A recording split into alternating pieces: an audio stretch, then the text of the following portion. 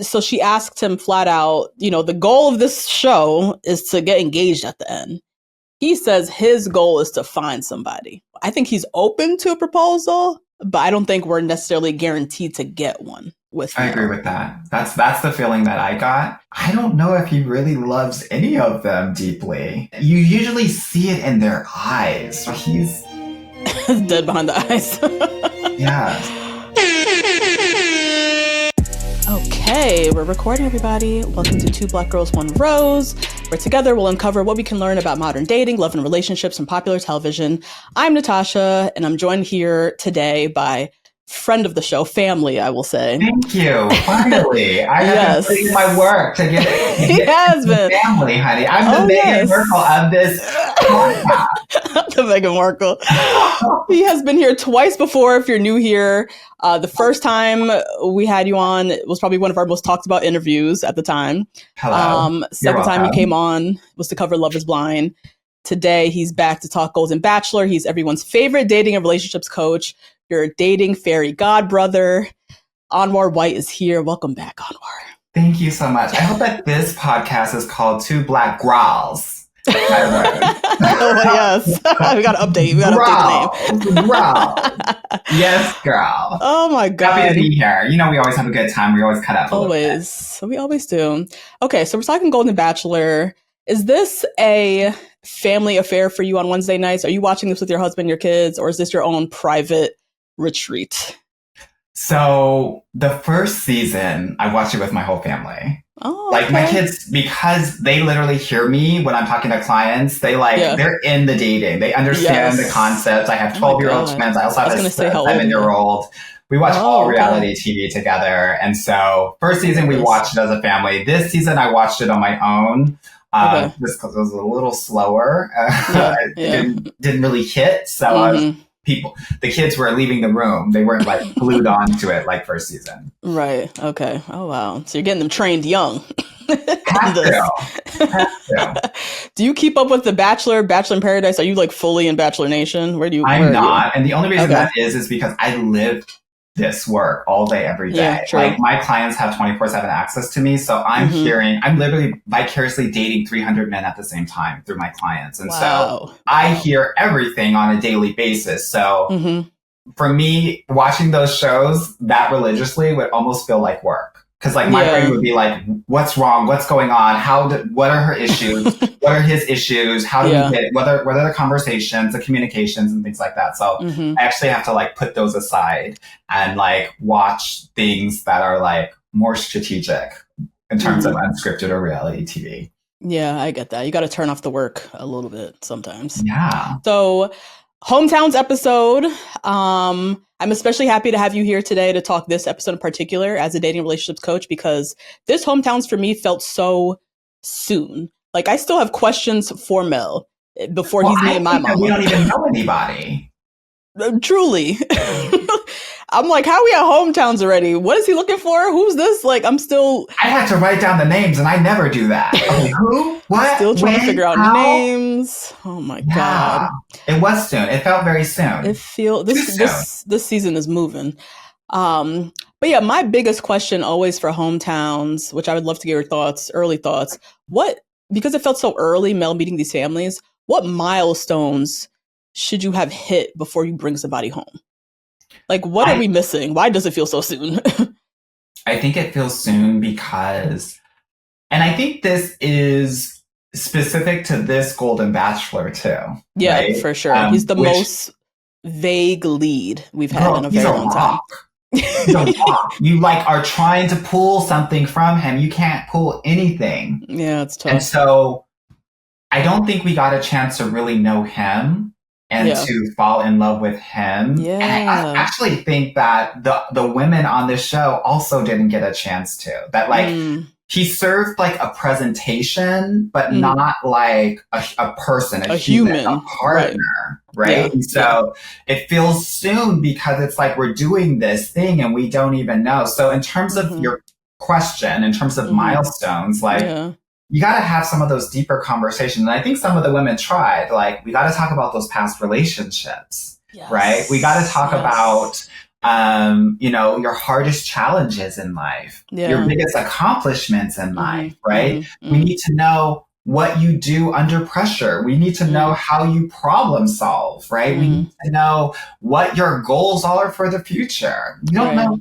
any of that. And then you're going to meet my mom and my kids. Like, there's some stones that have yet to be, what's the saying? Stones unturned. Like we still, we still have some uncovering to do here before you come and meet my family. Yeah, for sure.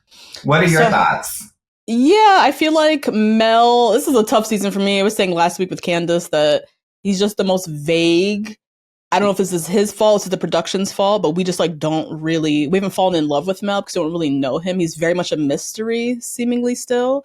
And you got a sense of that with the family meetings today. All the daughters are like, he's not really giving much. The daughters clocked him. The daughters clocked it, yeah. The daughters clocked him immediately, which I think is telling in that you got to have, I always say you want to have a love jury. People that you're going to talk to about your life, right? And as a son of a single mother, I actually played that role quite a bit, right? Which helped me. I mean, I helped her get into her marriage that she's been in for 12 years now, but I was that person. And your kids know you better than you know yourself. Absolutely. Yeah. And so the fact that they were able to check him, Peg and I think Cindy's kids immediately were like, let me just ask you a general simple question, which in those moments, he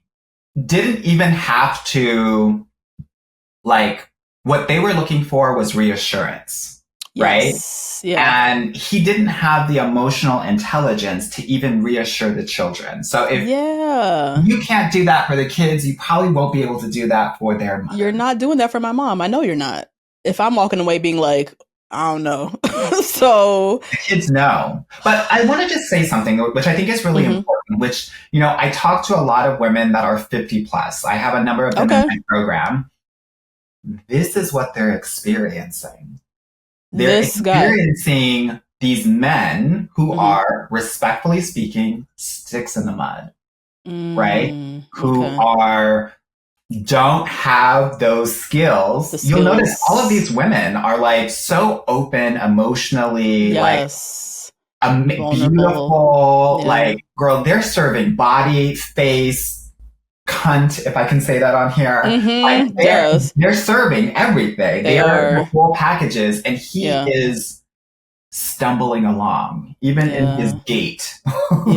Literally, even in his walk. Oh, no. Right? And so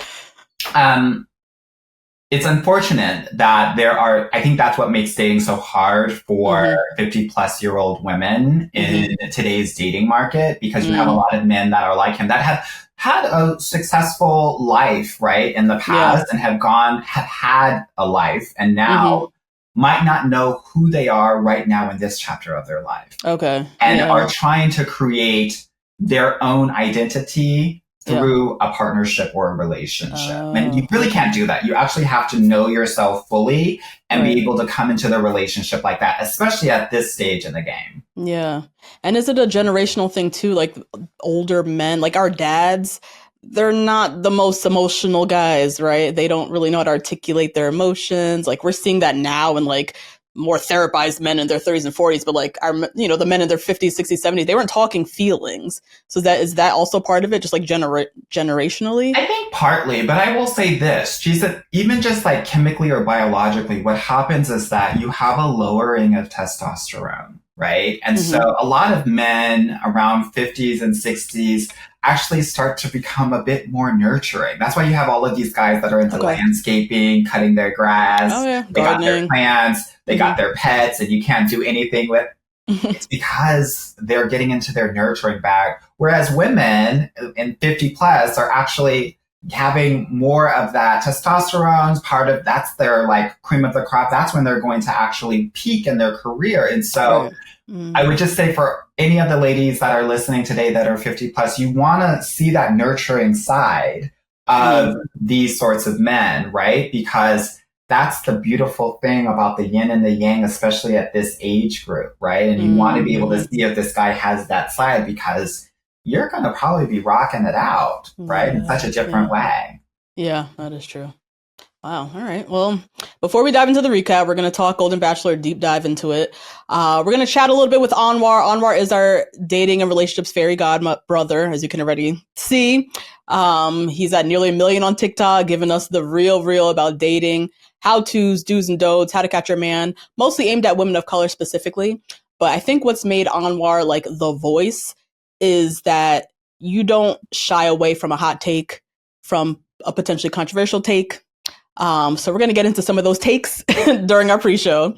And one of the hottest takes most recently, which I'm very curious to talk about, is this idea of Black women are happier with white men, which has been backed by statistics, apparently. So we're going to get into this.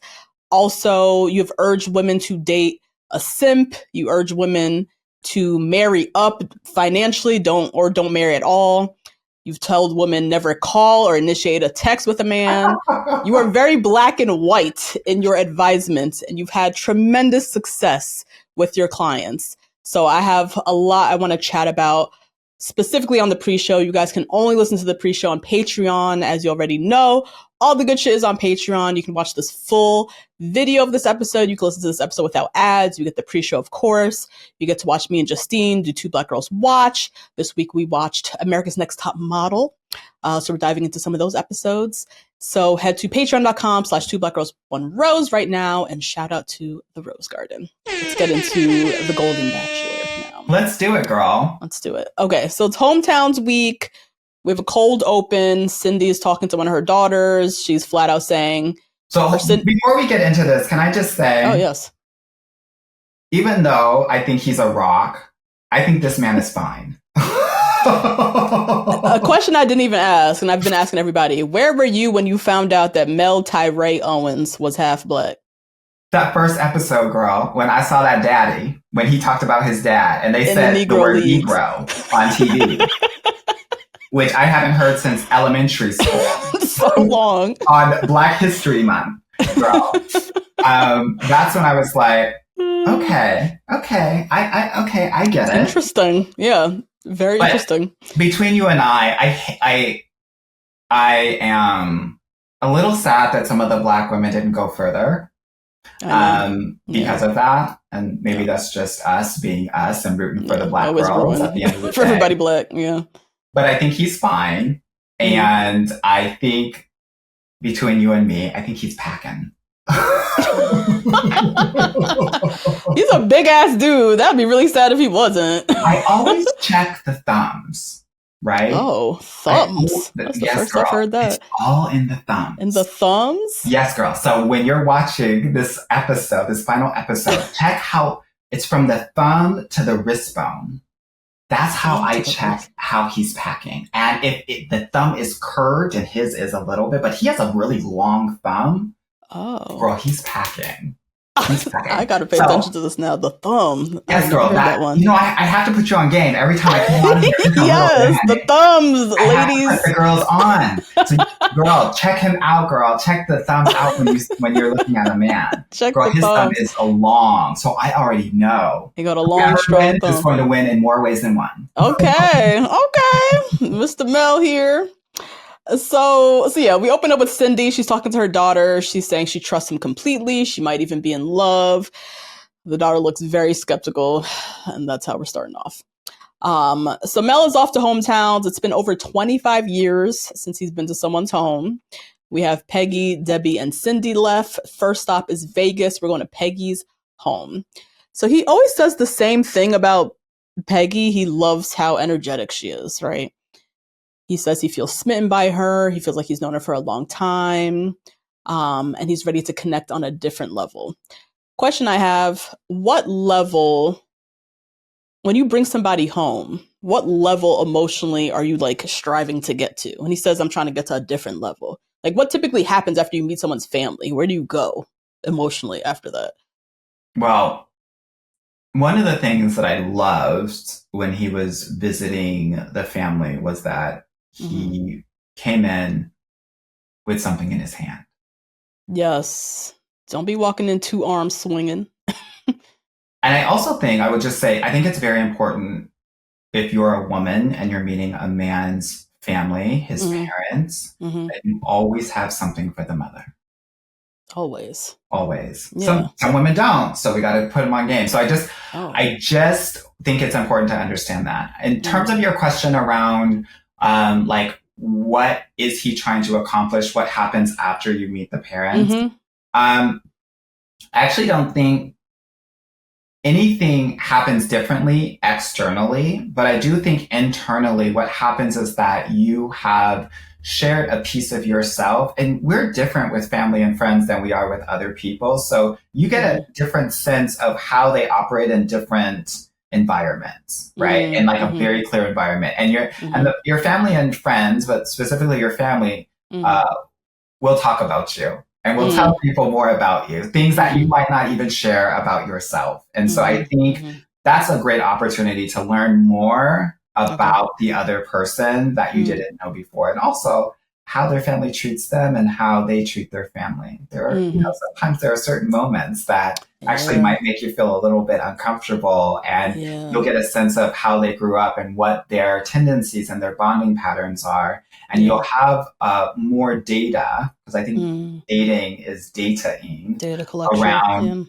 who this person really is. So I don't think it significantly changes. You just know more information, and you're able. And I think he said the right thing, right? Even though it wasn't the answer that we wanted, which is, I'm still figuring it out, right? Which that's true. You will have to figure these people out, and you get more data points when you are understanding them in the context of their family. Yeah, and seeing their family dynamics. What are your thoughts? I think seeing family dynamics is probably one of the most eye-opening thing when you go to someone's home. Just seeing the role that person plays in their family. You get to be an observer and kind of just see, as you said, how the family treats them, how they treat their family, what is the role that they play there, which might be the same or might be very different than what you've seen with their friends or, out wherever else. So it is a lot of data collection, which is interesting. And I think you see that with Mel. He's like, okay, just like adding more data to his head, not really giving us much, but like just collecting data. So anyways, back to Peggy. Before she goes home, she brings him to the firehouse. She's been working in the fire department for 25 years. She was on the bomb squad. Peggy's really cool. I like Peggy. I really do too. And I wish that we saw the fire squad give him a little bit of fire. Yes. I thought he was going to sit down with the guys and they let the guys roast him. I really Yes, I would have loved that. Yeah. She sits and chats with him. She hasn't brought anybody home in 4 years. And I like what she said. She said something about she's not looking for fireworks. She's had fireworks. Yeah. She's looking for a fireplace. That was a bar. That was a bar. I've never heard of that. Girl, I have to take a mental note on that, girl. I was like, yes. I'm going to use that, girl. I'll write that one down. I love what she said. She said, I'm not looking for the quick spark, feels good. It's fiery, it's energetic. I'm looking for that slow burn, that fire that's going to keep roasting and churning and warm. And right? warm. Yes. Yeah, cozy. Warm and cozy. Yeah. Mm-hmm. Exactly. Lived for that. So, we finally go to Peggy's home. We meet her mom, daughter's boyfriend, brother, a bunch of people. So Mel sits with the brother first. The brother, protective. Peggy's not had a lot of luck. She's just looking for somebody kind. I feel like I'm hearing that a lot. Women saying that they're just looking for somebody kind. I just need to find somebody kind. My friend, I just want somebody kind for her. Is it just me? This word kind and finding a kind man. Where does that come from? Where's this? Is it we've all been traumatized by horrible bad men and now we're just looking for somebody kind? Like I've just noticed this buzzword has come up a lot. I think that just like in social media, like people will say whatever to you.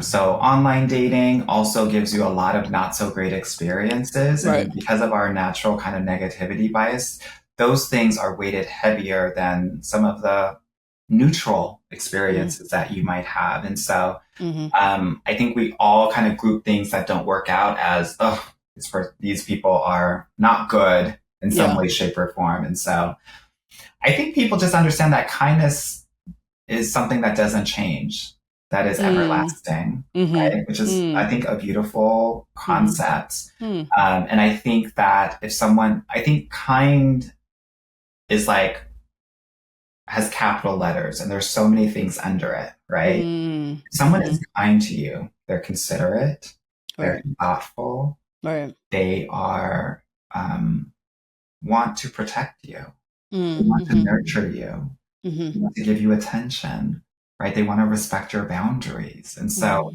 the word is very loaded. It's a loaded word. Yeah. It's not just this guy's nice, right? There are a lot of nice guys out there. Right. And, you know, a lot of women will say, this is my brother. Kind is something different. I think is heavier. And I think that's why a lot of people use that word. Or leaning into it. Yeah. Peggy sits with her mom. They talk about this impending proposal. She says if he proposes, she'll say yes. She's ready. She's ready. Girl, I said, really? I was like, we talking proposal for real? Okay. Now the daughter sits with Mel. The daughter got questions. But even when he stepped in, girl, she was crying. I said, oh, girl, we're going to do this. I know. So I already knew that she was like in it to win it, you know? So the daughter says, you know, Peggy doesn't bring anybody home. Peggy also doesn't put up with BS. You know, Mel's talking about how he loves her energy. She's like, okay, what about her energy? What do you mean by that? And he says, quote, her energy is alive. The daughter side-eyed that. I side-eyed that. So what does that mean, Mel? What does that mean? Do you see the daughter's like, she wants specifics. Talk to me about my mama. We all know she has great energy. What else? You know, what else? Let's get down to it.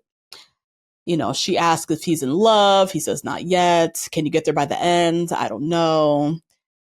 Well, girl, we're close to the end and we just started. I just like... But she's looking at her mom's eyes and she could see the love bubble starting. So give me something, Mr. Mel.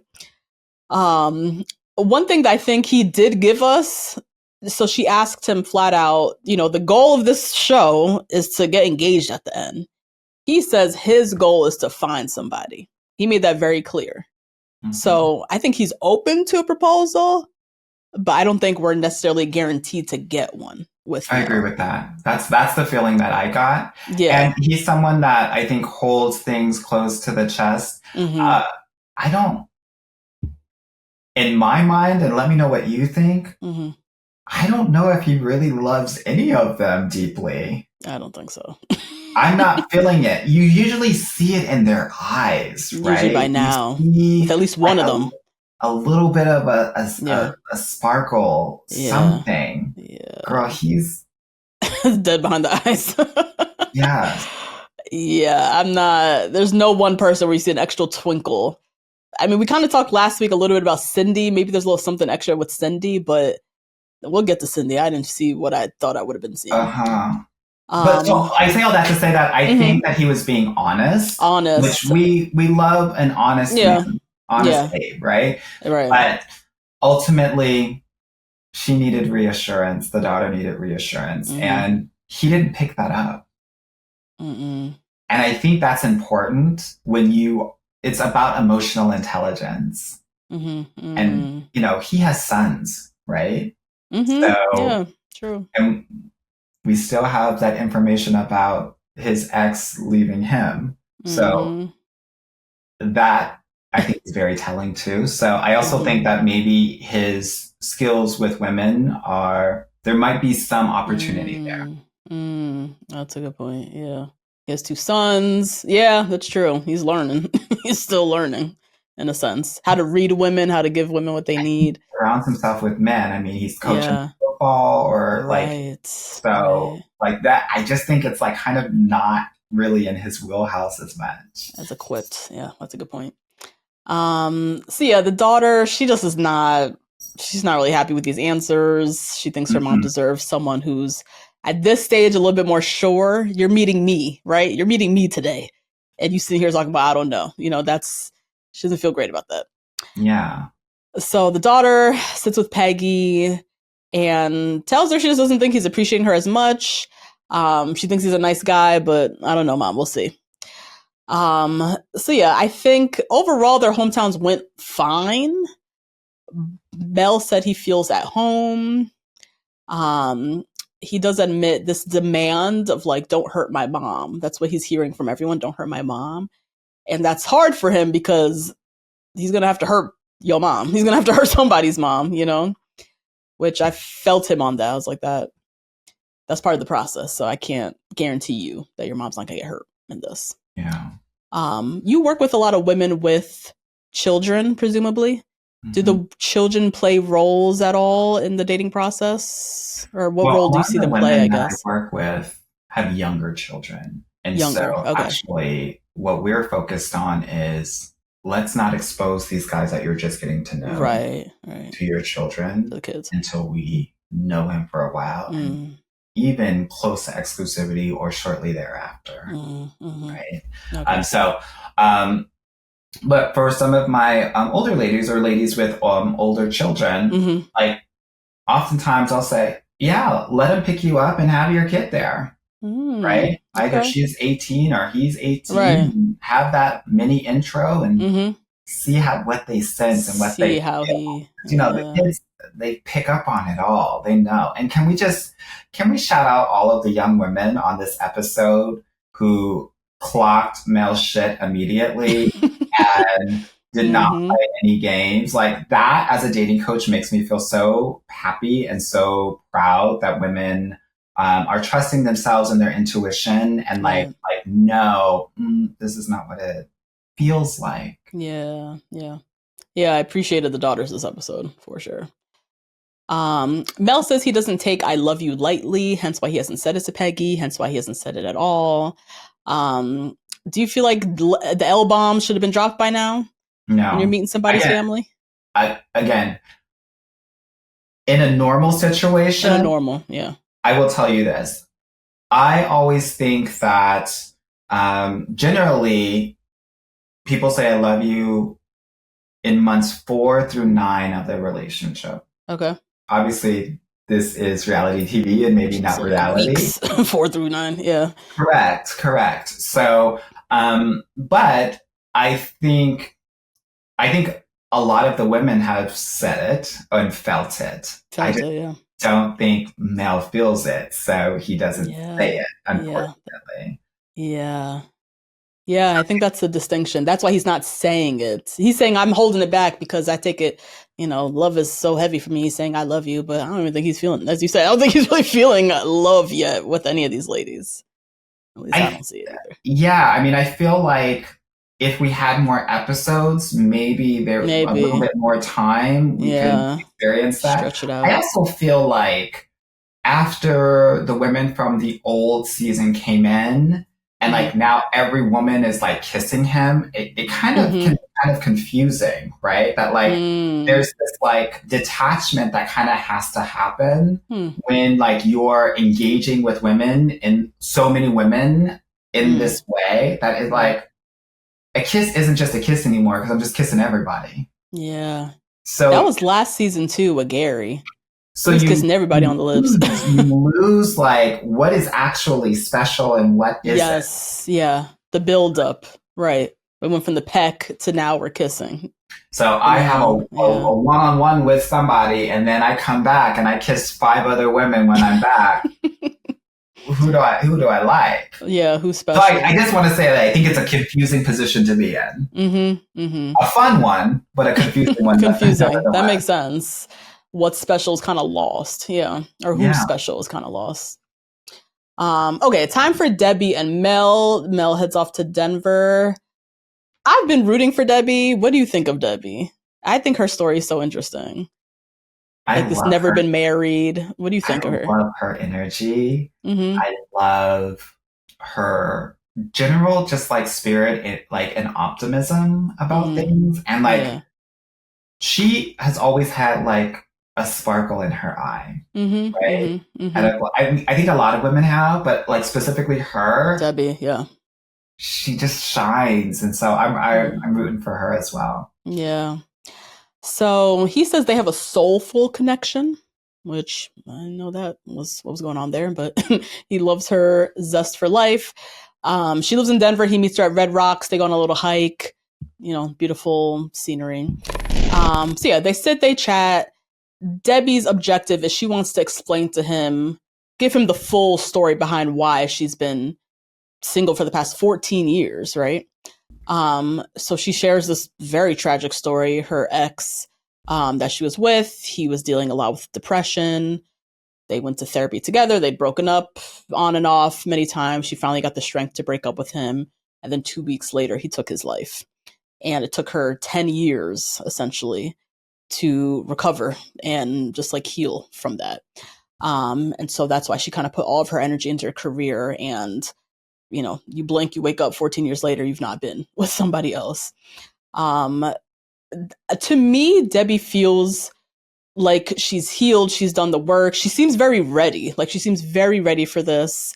I was not expecting that story, but I felt it gagged me, girl. Yeah, I was not expecting that was the reason. Which was devastating. It was just a devastating story. But to me, she gives ready. She's done the work. I'm sure she's done her therapy and everything to get to this place where she feels ready for this next relationship. I wonder if this story scared Mel or put Mel off in a way.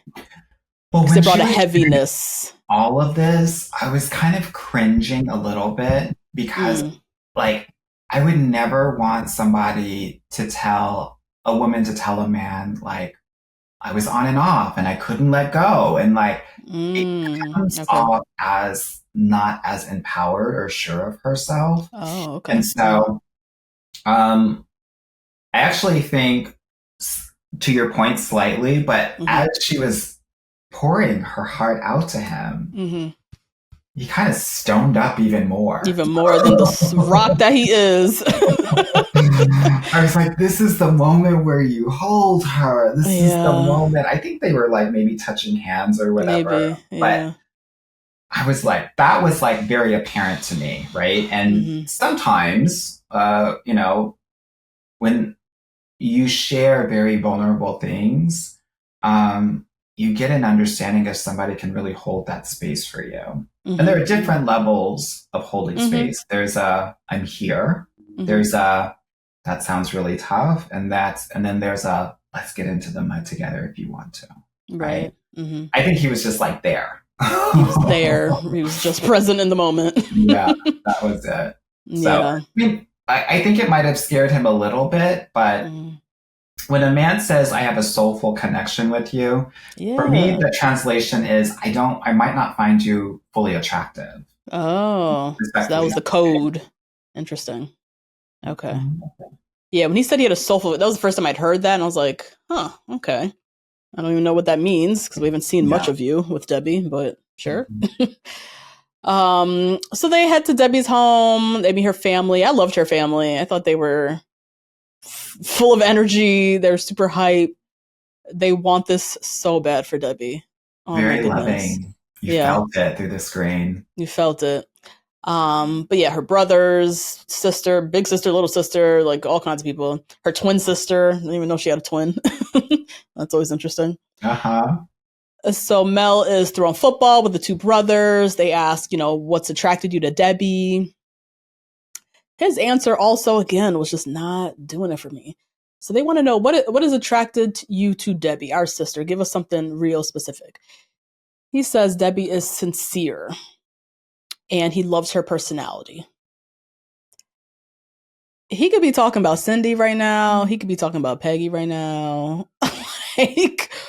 When you ask someone that question, aren't you looking for something specific about that, who you're asking about? 100%. Again, sincere equals cute. Right? There's an innocence to it, and I think a lot of people want both innocent and not. Right? And so, again, I just think it's code word for. I think he's a great diplomatic communicator. Right. He might want to go into politics soon. but I just don't think he feels. I don't think he wasn't feeling it for Debbie. Yeah. I love her personality. I was like, really, Mel? That's all we given? But I think it's nice valid, right? To your point, right? Like if you clearly be specific about what you really enjoy about this person that is unique, then you don't know this person and it's all very superficial. Very, yeah. Debbie and her sisters are talking. She's like, I just think he's so sincere. A lot of talk about sincerity. I don't know. That was like the buzzword of the hometowns. I hope he's sincere. He is sincere. Like, he says Debbie's very dear to him. That's what he says to the older sister. Not showing his cards, like at all to anybody. Not giving. Everybody's going in looking for a little bit of reassurance. He's not giving much of anything. But I felt like her family specifically weren't asking the questions because they so wanted this for her. For her, yeah. And you see this often, right? Where it's like you want this so bad for someone, even if they're just experiencing some of it, you want that for them. And sometimes it's hard to like delve in a little bit more. Maybe it's a generational thing. Yeah, her family could have been a little bit more discerning on her behalf, I think. I think it's important to have that person that's going to ask the questions. Right. Sometimes it's the brother, sometimes it's them, sometimes it's the mom, sometimes it's the best friend. Right? I don't think that she had that as much. She had that. Yeah. And it's been 14 years, not just for Debbie, for all of them. It's been 14 years since she brought anybody around. So they're so excited to meet somebody that they're not trying to ask too tough questions to scare him off. I think it might have blinded them a little bit because they just wanted this experience for her. For her. Yeah, totally. Yeah. So yeah, the hometown, another one went fine. He says their connection is stronger. She says if he doesn't choose her, she'll be devastated. So Debbie's all in. There's no question that this is her dude, but Mel is not giving her anything. So our last hometown we have is Cindy. Cindy's in Austin, Texas. I feel like Cindy has been in love since episode 2. This is her man. She has been in love with Mel. She's holding back, actually, from saying all she could say. I'm like, girl. Yeah. She's gagging me with this L word. I know. Cindy came in. I feel like even before episode 2, I feel like Cindy came in ready to be in love with Mel. Like, she just needs to meet him. They have one little chit chat. She was sold. It's over. Which makes me worry about Cindy. Me too. Okay. Ditto. Because Cindy, like, you supposed to be discerning. Obviously he's choosing you. You should be choosing him as well. Like, I feel like that's lost with her. I think she's a lover girl. And for some lover girls out there, almost the guy doesn't matter. It's like not at all. The plot matters and like the story matters. And getting into the relationship matters. And sometimes the quality of the man doesn't matter as much. Yeah. Okay. Yeah, we're on the same page. That's the same sense that Cindy's giving me. So Mel says he connects with Cindy on an intellectual level, which, again, news to me. She's not even intellectual with him. So, why? Where did he get that from? I was like, I've never seen them talk about anything on an intellectual level. So what does that mean? But sure. So yeah, they immediately go to meet her 3 beautiful daughters. They all look like Bachelor contestants. All 3 of the daughters. 2 son-in-laws. So Cindy sits with the 2 younger daughters, I think. And she says she feels so safe with him. She feels so secure with him. I mean, respectfully speaking, I do too, because he got muscle, girl. So. He kind of wears those shirts, and those sleeves are a little bit. They show us something, girl. So showing something. I'm watching, girl. I'm feeling a little bit safe, girl. I'm feeling like I'm in the fireplace. Oh my god. Him. He is a chunk of meat, I will say that. But yes, ma'am. Say you feel safe and secure, and he is not giving you reassurance. Like, that is crazy, Cindy. Come on now. But she's locked in. She said she's locked in. She brings up potentially moving to California. She like ready lays the groundwork for her daughters. I might be leaving from Texas. I was gagged when she was talking about moving, girl. She's ready. She is ready. She just waiting for Mel to choose her, and she's ready to go. It's like, oh my goodness. Mm-hmm. She's so set on him. She's so set on him. That scares me. Why are you so set on this She's set on the story. It's the story. And I also think that she's set on being chosen.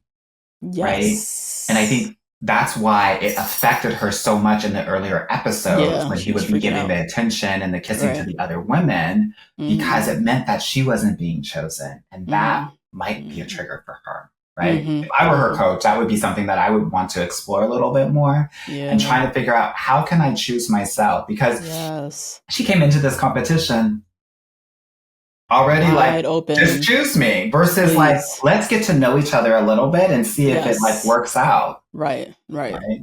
Yeah. That just makes her so vulnerable, you know? And so when she's saying things to her daughter, like, I feel so safe and secure. I'm like, how? How do you feel that? Like, what?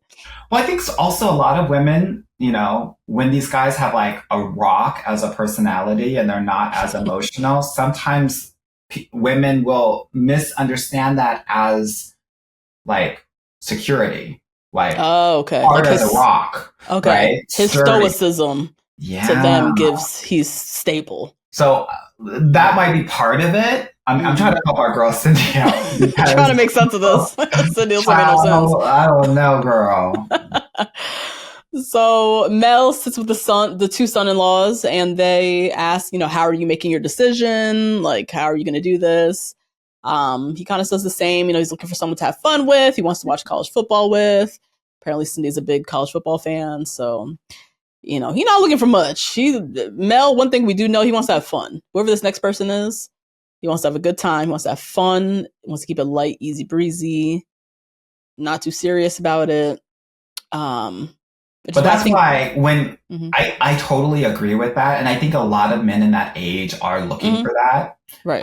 At least in my experience, that again, I think a lot of them are sticks in the mud, and a lot of women who are lively, that have energy, like how he was describing Peggy, that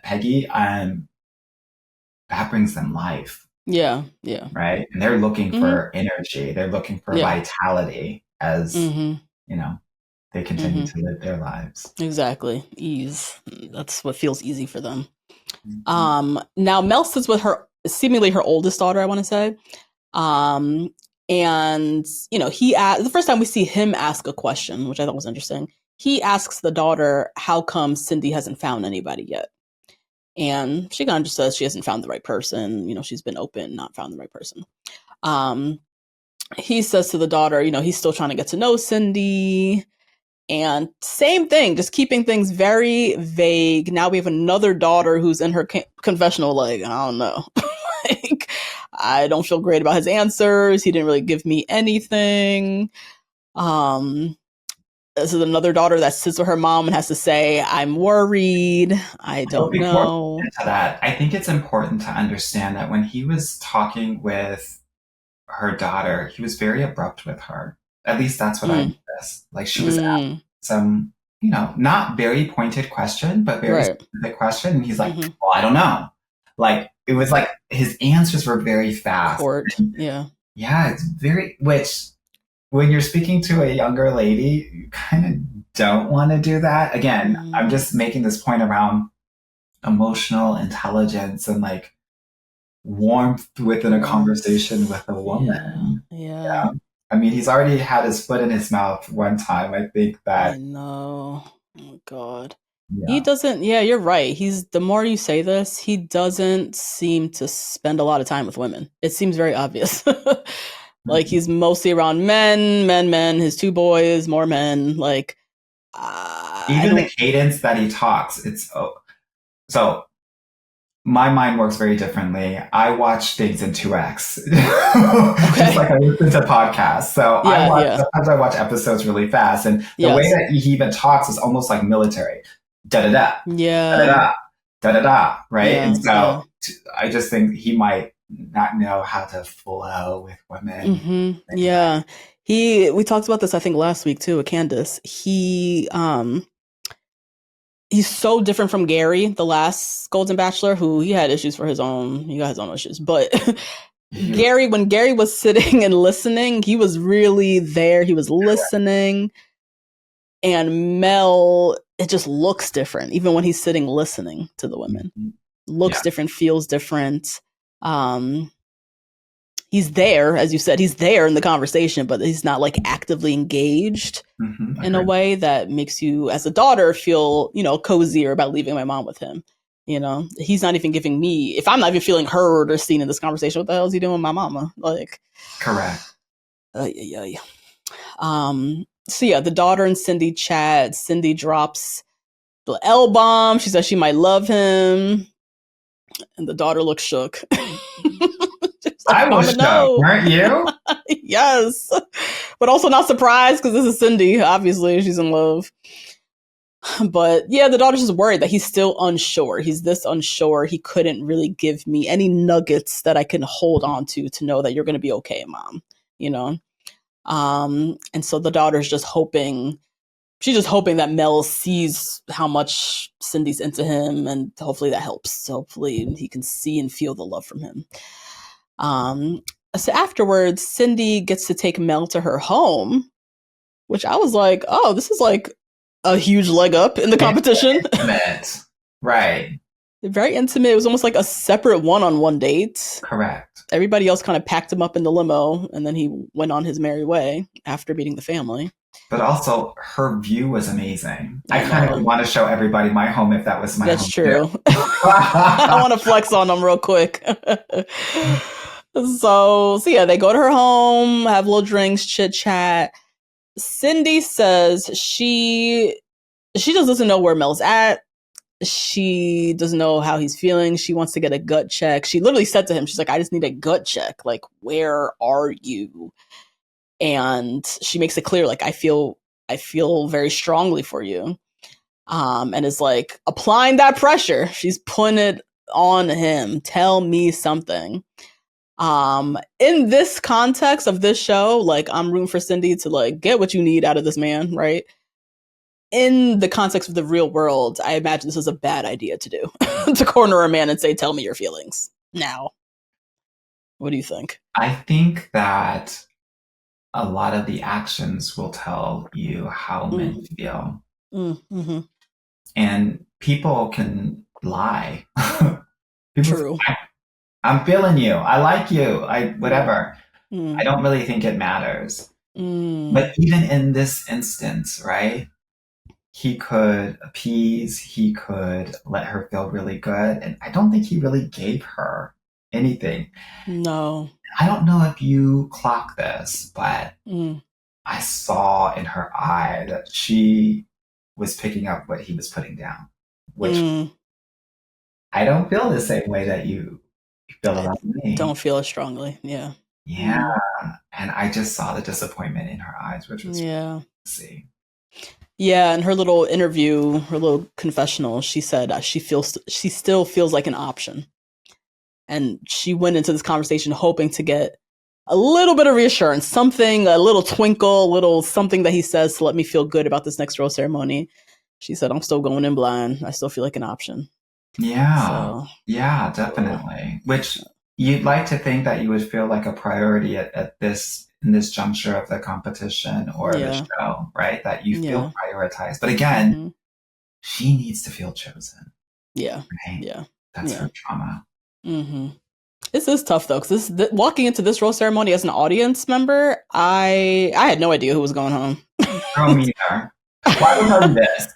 I felt like Peggy was safe. I just didn't know about. I just felt like they were vibing when he's describing her as energetic and lively. Like I know that like men love that, and so I felt like she's safe. But I don't know about the other two girls. Okay, yeah, that's where I was. How you felt? Yeah, I've been rooting for Peggy, and he's been talking about she's so fun. I'm like, I think that's what he's looking for. So I too felt good about Peggy, but between Debbie and Cindy, I couldn't tell you, no idea, and that's tough, and I feel like that's usually unusual. Going into the roast ceremony where there's 3 left, there's usually one that that kind of rises up, but not because, like, Peggy kind of rose up for both of us, but usually there's one because he's said something.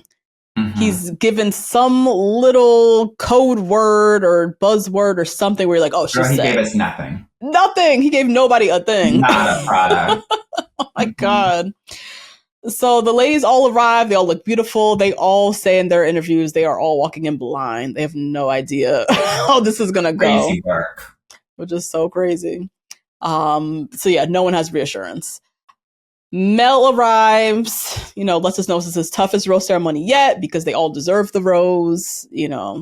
At this point, he can go with anyone.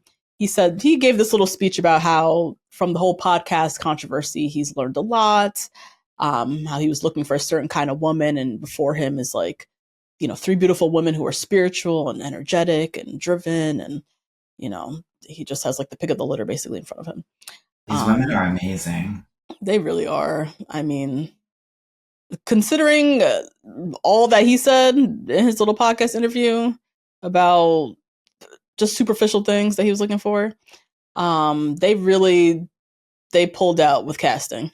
And I hope he learned his lesson because he was focused on fake hair and fake hips and all this and that. And these women are fantastic, Amazing.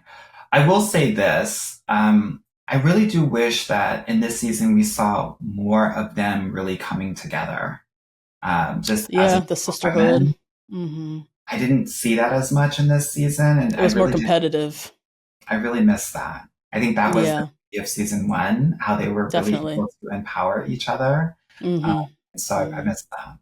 Yeah, I think Nicole, with all her drama, she kind of messed up the whole energy.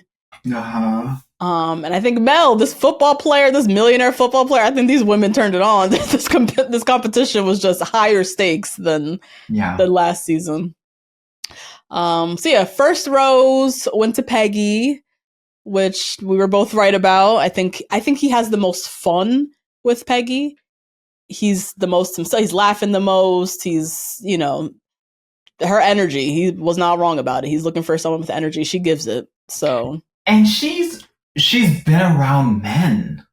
That too. That energy for him is comforting. I always say, like, if you really want to find a husband, like, the easiest way is to be homie, lover, friend. And I think Peggy has all of those, right? And her experience being in the firehouse and being with men and being able to josh them, but also being a woman. And like, I think that when he's talking about fun and how to how to flow and chemistry and vibe, I think she knows how to do it. And so, I wasn't surprised that she got this rose. Yeah, that's a great point. The homie, lover, friend. That is definitely it. The fact that she has such experience being around and like the manliest of men, quote unquote, right? Like firefighter, big ass men out here. Like he can pick up on that energy that he can bring her anywhere, with his world full of men and she'll be able to like shoot the shit with them and he'll feel proud almost to bring her around. Right. And she'll know how to handle herself. Exactly. Yeah. And then Cindy got the next rose. So poor Debbie. I mean, he didn't really have an explanation for Debbie because, like, what do you even say at this point? Like, because on national TV, you don't tell a woman that you're not attracted to her. Yeah, true. I'm not here to be harsh, but I want us to tell the truth, right? Like, there are things that men will say that are nice, but if he's not complimenting you, if he's not saying you're beautiful, you're hot, you're gorgeous. He may not be attracted to you. He might not be into you. Yeah. Yeah. But I think that her spirit, and I think like her energy, like we talked about before, brought her to like this far. Yeah. And I think he was trying to see, will that attraction rise with time? Yeah. And maybe it didn't. At least this is my interpretation. Yeah. Yeah, I could see that. I think with Debbie, she was intriguing. I mean, as you said, she has a great spirit. I think her story, she's been single for so long, which is interesting, I think, in a sense. We talked about this last week. She's almost like virginal in a way. She's like not coming with a ton of baggage or like all these a broken heart and, these men who treated her terribly. She's coming in almost kind of green, which is probably intriguing to a man who's coming out of a divorce, right? Mm-hmm.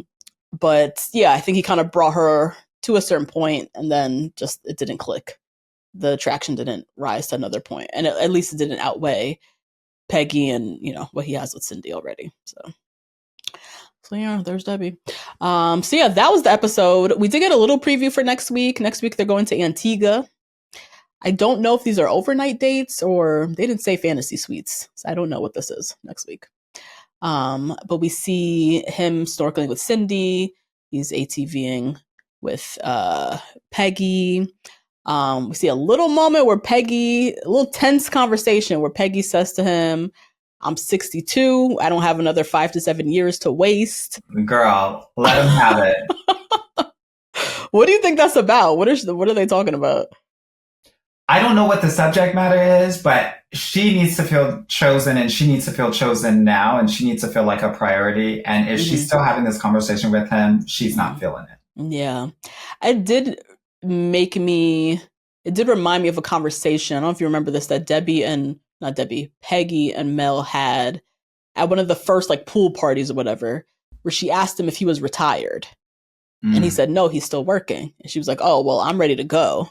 Because I think she's retired. She wants to travel. So the idea of him working almost kind of scared her. And she called him out. And he was like, oh, well, my job is flexible. I'm fine. So I wonder if that's what they were talking about. Because she's like, I'm 62. I'm ready to go travel today. I don't have 5 to 7 years to wait for you to be done. I'm just making this up. I don't know if this is what they're actually talking about, but I wonder. Maybe. I just think he's been slow to the roll, as they say. And I think she's feeling impatient and anxious. Yeah. Cindy, we have Cindy saying she wants her guy to feel like he's been struck by lightning and can't live without me, is what she said. This Shakespearean sonnets that she'd be speaking in, she really is. She wants about men the story to show her what she feels for them, which is probably hard to match. Inside of herself, right? Yeah, I mean, it's all part of the plot. Can we just talk a little bit about Debbie in the car ride? Because she broke down there. I know, yeah. She broke down. She was really strong, right? And talking to him and leaving him. And my heart kind of shattered when I saw that. I don't know about you, but, Yeah. She really wanted this. And, she wasn't, I think, as outspoken as Cindy was about, I'm having feelings for you and da-da-da-da-da. But it was in that moment where I was like, okay, you were really feeling it. You were not here for social media influencer. No. Yeah. You were really in it. So I just wanted to shout that out for all the lover girls out there that really do it for the right reasons and really, lead with your heart. Yeah, you could tell Debbie wanted it bad, and it had been a very long time where she put herself out there like that. She doesn't give the sense to me, and she might even said this, that she doesn't really date. I don't think she dates much. I don't think she's out there. I don't think she's outside. Hope her DMs are so full right now. I hope so. I really do. Because she got vulnerable and she could do this and she's ready for this. I always got the sense from her that she's ready. Yeah. Even though it's been a long time, even though she's green, she got this. She really wants this. So yeah, that was kind of sad. Yeah. Maybe Golden Bachelorette. I don't know. Maybe we'll see her. Golden in Paradise or whatever. I think we might see Debbie again. I think she's great. I hope so. I hope so too. Well, that was the episode. Anwar, thank you so much for joining me for this. Of course. Whenever y'all call, I want to be. You do always answer our family. And I hope that next time I come, it says 3 black girls, 1 rose. Yes. Oh, yes. And Justine is back. Can you tell everybody about Get Your Guy Coaching, how they can get signed up, who you're working with now, or you work with all women, but for those who are new here, who haven't heard the spiel, can you give them the spiel? I will say this. I think that you should check me out on the socials at Dating Coach Anwar and see if what I'm saying aligns with you and your own philosophy around dating, love, relationships, and men if you date men. I think that should be the first step. And if you are interested, go to the link in my bio and book a call and we'll talk and see if it'll be a good fit or not. No pressure. No pressure. Awesome. Guys, join the conversation on Patreon. Sound off in the comments. We had a lot of great conversations today on Golden Bachelor, just dating in general with Anwar. So let us know your thoughts in the comments. Join the Rose Garden on Patreon. Find us on all the things. I'll link all of Anwar's information down below. And see you guys tomorrow. Yes, see you guys tomorrow. All right. Bye. Bye.